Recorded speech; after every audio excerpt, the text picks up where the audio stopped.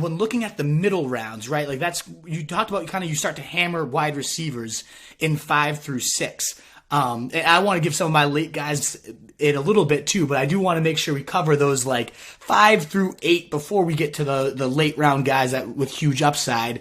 Are there any kind of receivers, or if you go running backs in those mid rounds or tight ends or whatever it might be, is there anybody you find yourself kind of hammering over and over again? Because it is a tough pool of talent. It's still so deep this year that I have a hard time picking out the right guys in those rounds 5 through 6 through 8. Is there anyone that you keep finding yourself getting in those middle rounds? Oh, yeah. Terry McLaurin keeps finding his way onto my rosters in like the 5th rounds, maybe the 6th round of drafts. A lot of these second-year receivers actually kind of fall into that wheelhouse area. I think I'm a DK Metcalf guy. I just think the upside is pretty irresistible there. Deebo Samuel is the guy who you can get in the 6th. Some of the time his price seems to be going up a little, but I think those are definitely receiver rounds. Sometimes, in the 7th or 8th, I'll bust out a Tyler Higbee because I totally agree with what you said about the enhanced usage of the 12 formation for the Rams and how they're probably going to go that way a lot more this year to help with some of their offensive line problems. So basically I think that is fertile ground for pass catchers.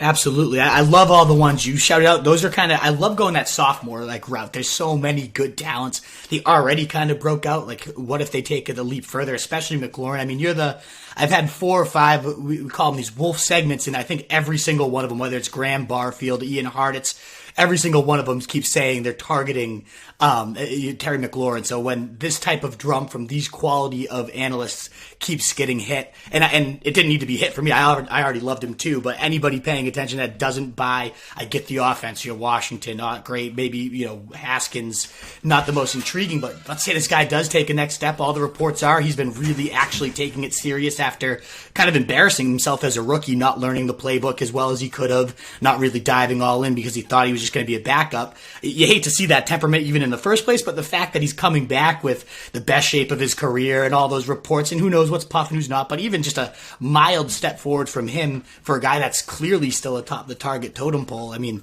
I'm all about the McLaurin buzz.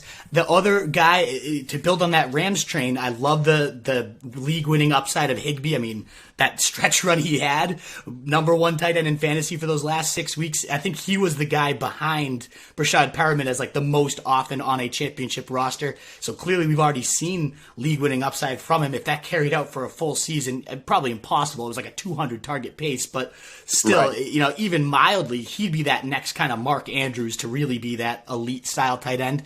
I also love Robert Woods in those middle rounds too. I mean, yes, Cooper Kupp, it goes first and blew up and was a top 5 receiver ultimately all said and done. But after that shift, we keep talking about that 12 personnel.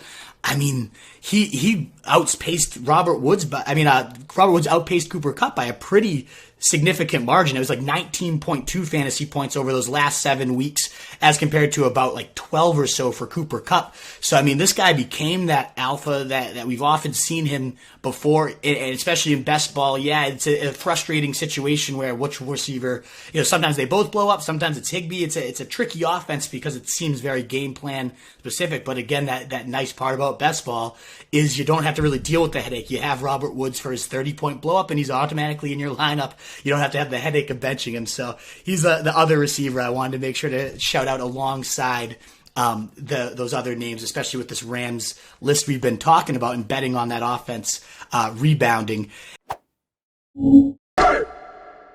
What is up, you fantasy wolf? Thanks so much for tuning in. If you haven't already, share your thoughts in the comments, check out some more videos, and join the newest Wolfpack by subscribing below.